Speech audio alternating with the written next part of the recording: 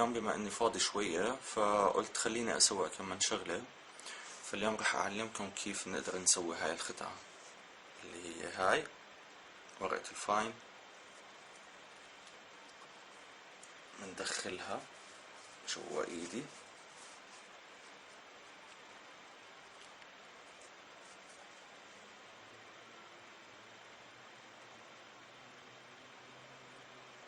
اوكي، وبعدين منطلع.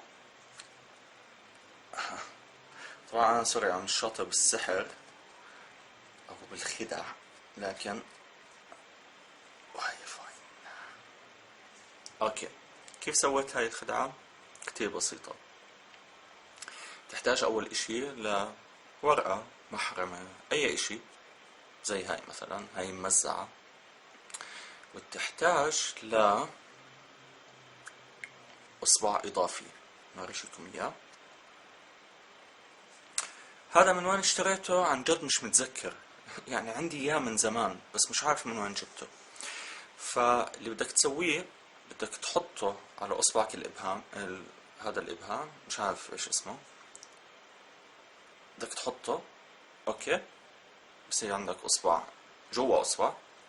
لما تمسك الفاين او لما تمسك الكلينكس او الورقة او اللي هو، حاول انك مش تمسكه هيك، انك تغطي نص الاصبع تمسكه هيك، فببين للناس انه انت ماسكه عن جد باصبعك زي هيك. اوكي، هلا انا بدي اسويها بالعكس عشان تعرفوا ايش عم بيصير. لما اقول لكم انه بدي اخفي هاي الورقة بالضبط، بمسك هدول الاصبعين، بقيم اصبعي، شايفين كيف ماسكه؟ بعدين بحط ورقة الفاين جوا الاصبع. طبعا انا بسويها هيك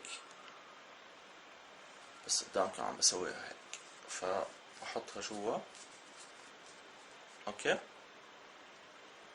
بعد ما حطيت الفاين جوا بحط اصبعي وبدفشه. اوكي، بعدين بطلع ايدي انها فاضية. هلا عشان اطلعها مرة تانية الفاين او الكلينكس او الورقة، بحط اصبعي. اوكي، شايف؟ بطلع الفاين، وبنفس الوقت وانا عم بطلع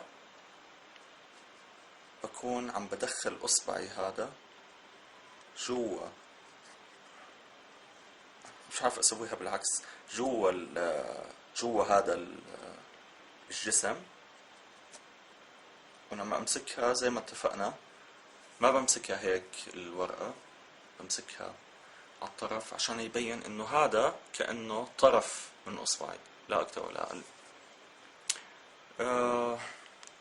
وبس. وهاي هي نتائج الفضاوة تبعتي لهذا اليوم. سلام.